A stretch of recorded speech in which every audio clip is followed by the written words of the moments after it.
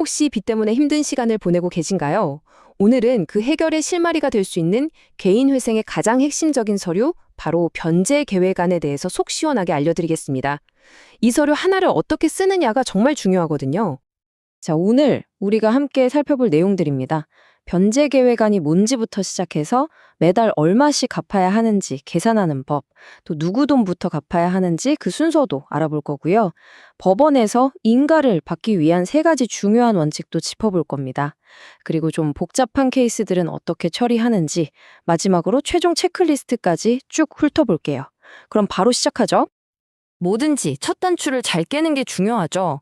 변제 계획안이라는 게 도대체 뭔지, 그리고 제일 중요한 거 언제까지 내야 하는지 이 기본부터 확실하게 잡고 가겠습니다. 변제 계획안, 이름만 들으면 좀 딱딱하고 어려워 보이죠? 근데 쉽게 생각하면 이거예요.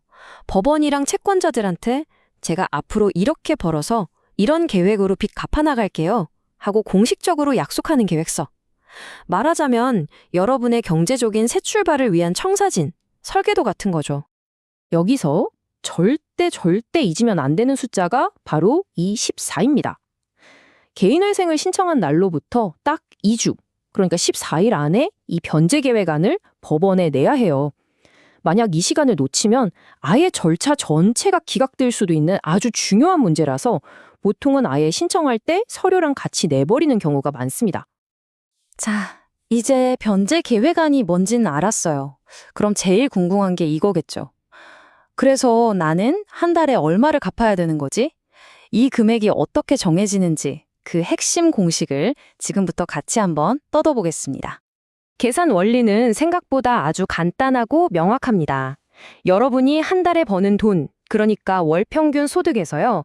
사람이 사는데 꼭 필요한 최소한의 비용 있잖아요.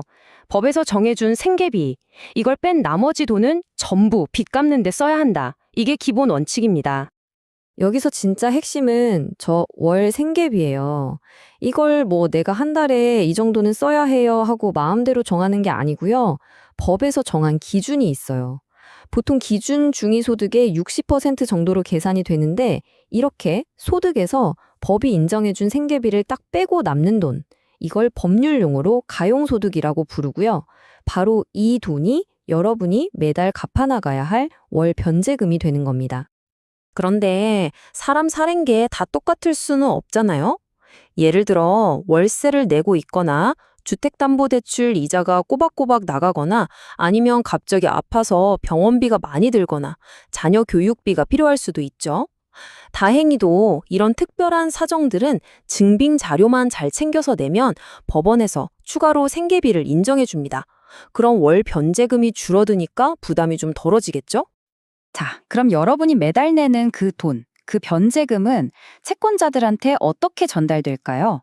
어차피 다 빚인데 그냥 똑같이 나눠주는 거 아니야? 라고 생각하실 수 있는데 절대 그렇지 않습니다. 법에서는요, 누가 먼저 돈을 받아갈지에 대한 아주 엄격한 순서, 일종의 서열을 정해놨어요.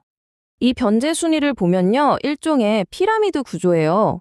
맨 꼭대기 1순위는 회생 절차를 진행하는 데 드는 비용이나 혹시 내가 사업을 했다면 밀린 직원들 월급 같은 재단 채권입니다. 이걸 100%다 갚아야 그 다음에 세금이나 건강보험료 같은 우선권 있는 채권으로 돈이 내려가요. 그리고 우리가 보통 생각하는 신용카드 빚이나 대출금 같은 일반 채권은 사실상 가장 마지막 순위입니다. 이 구조를 아는 게 정말 중요해요. 좋아요. 이제 계획안을 열심히 썼습니다. 그럼 법원이 수고하셨네요 하고 그냥 도장을 찍어줄까요? 천만에요. 여러분의 변제 계획안이 최종적으로 인가 결정을 받으려면 반드시 통과해야 하는 세 가지의 아주 중요한 법적 원칙이 있습니다. 이 세 기둥을 모두 만족시켜야만 해요. 첫 번째, 그리고 가장 중요한 원칙입니다. 이름은 좀 어려워요. 청산 가치 보장의 원칙. 이게 무슨 말이냐면 채권자 입장에서 한번 생각해 보는 거예요. 이 사람이 회생으로 3년 동안 갚는 돈보다 차라리 지금 파산시켜서 재산을 다 팔아치우는 게 나한테 더 이득이라면 내가 굳이 회생에 동의해줄 필요가 없잖아. 바로 이겁니다. 그래서 여러분이 3년에서 5년간 갚을 돈의 총합이 지금 당장 파산했을 때 채권자들이 받을 수 있는 돈보다 무조건 반드시 더 많아야 합니다. 나머지 두 원칙은 어떻게 보면 여러분의 성실성을 증명하는 거예요.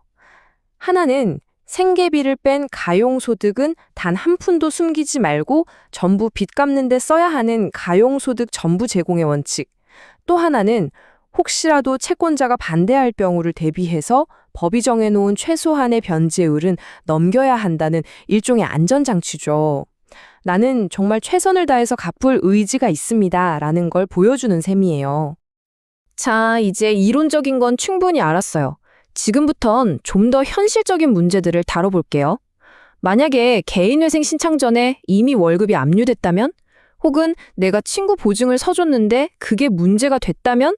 이런 복잡하고 머리 아픈 상황들을 변제계획 안에 어떻게 반영해야 하는지 한번 살펴보겠습니다. 이미 내 월급이 압류되고 있다면 어떻게 하냐고요? 걱정 마세요. 보통 그렇게 압류돼서 쌓인 돈은 첫 번째 변제금으로 내면서 깔끔하게 시작할 수 있습니다. 또 내가 서준 보증 채무 같은 경우는요, 그냥 내 일반 빚이랑 똑같이 취급해서 계획 안에 포함시키면 돼요. 이런 각 상황에 맞춰서 변제 계획 안에 명확하게 이렇게 처리하겠다라고 적어줘야 합니다. 혹시 내 집, 그러니까 주택담보대출이 있는 분들은 지금부터 정말 집중하셔야 합니다. 개인 회생하면 무조건 집을 팔아야 한다고 생각해서 걱정하는 분들 진짜 많거든요. 근데 방법이 있습니다. 주담대 원금은 일단 그대로 두고 매달 나가는 이자만 추가 생계비로 인정해달라고 법원에 요청하는 거예요. 만약 이게 받아들여지면 내 집을 지키면서 나머지 신용빚들을 정리해 나갈 수 있는 정말 최상의 시나리오가 만들어질 수도 있습니다. 와, 지금까지 정말 많은 내용을 다뤘네요. 이제 이 모든 복잡한 과정들을 머릿속에 한 번에 착 정리할 시간입니다. 성공적인 변제 계획안을 만들기 위한 최종 체크리스트 딱 5단계로 요약해 드릴게요.